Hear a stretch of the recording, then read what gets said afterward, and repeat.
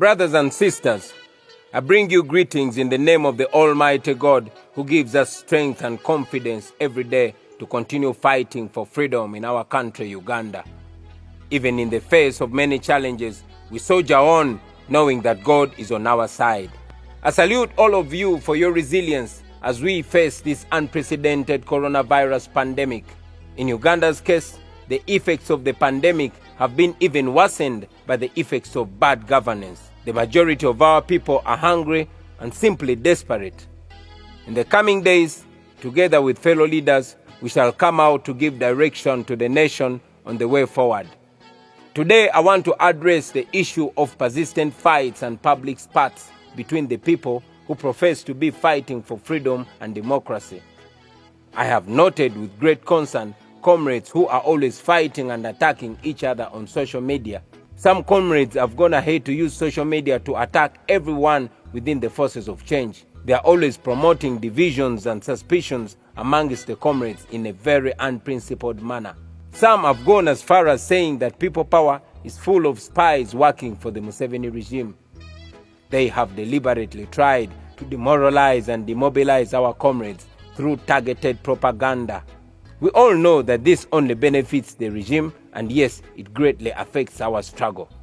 So my question to these comrades has always been and continues to be, who are you working for? As I've said in the past, everyone whose actions speed up the fall of the Museveni regime is a comrade, no matter which political formation they belong to. And yes, everyone whose actions help the Museveni regime stay longer must be seen with suspicion, and their intentions must be questioned. By now, I would expect all of us to understand that a dictatorship like that of Museveni survives through promoting divisions amongst the forces of change. Why is this not obvious to those comrades? All dictators use the same trick. They always plan people to bring confusion in the opposition. They might be pronounced pro-regime people, but they may also pretend to belong to the opposition. In our case, for example, they will attack everyone around the leader except the leader.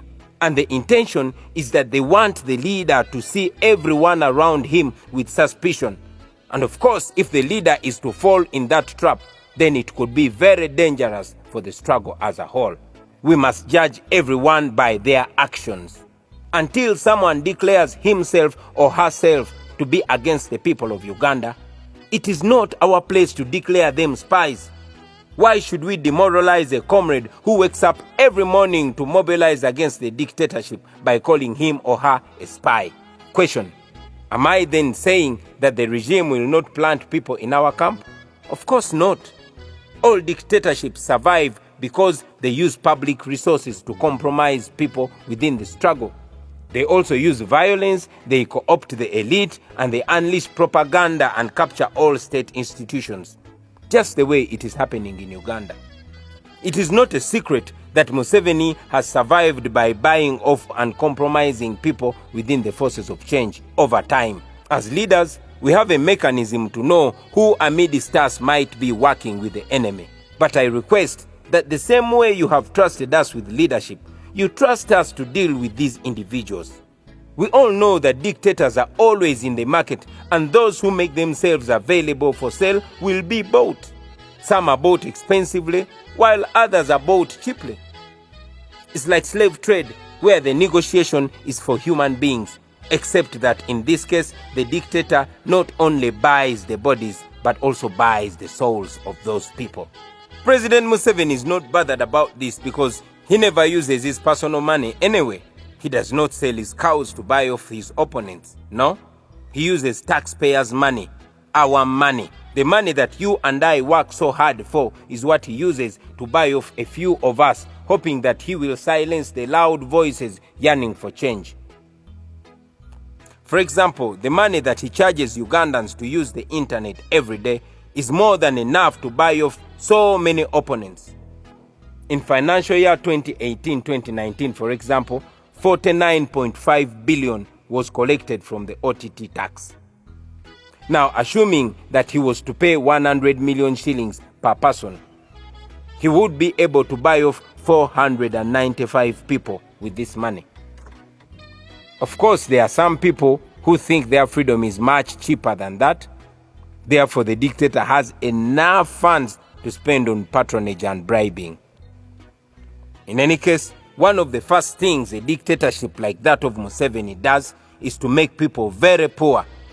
He makes sure that he is the only one left with real money, and therefore, after eating to his satisfaction, he is able to throw a few leftovers to the opponents who are available for sale. That is how dictators keep in power before they fall.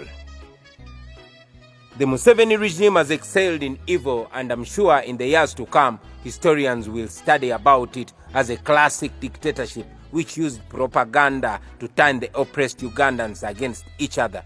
But of course, they will also study about us who fought it and brought it down.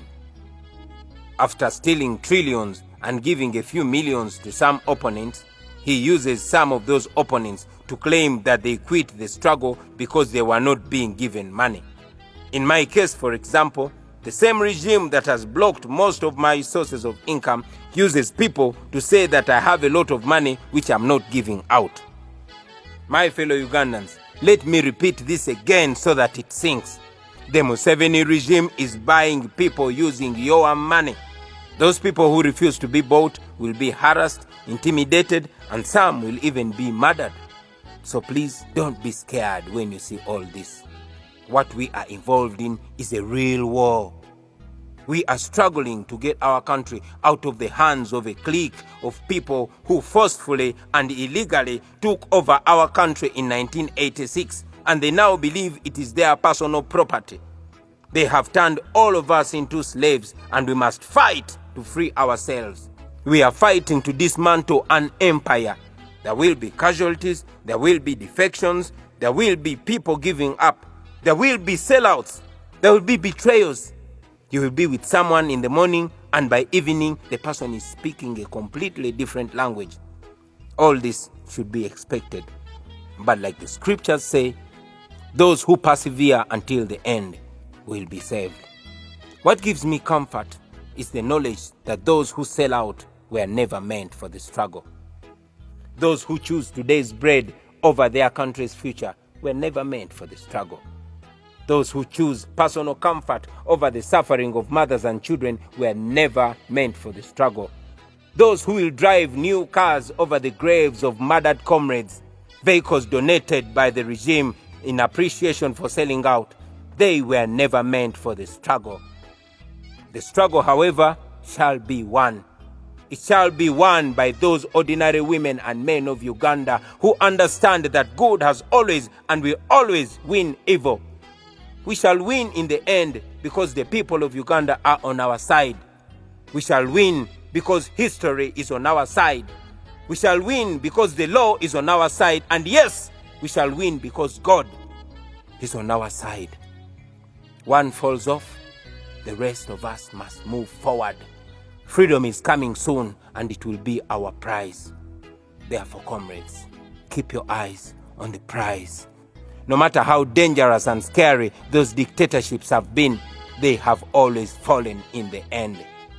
We shall overcome.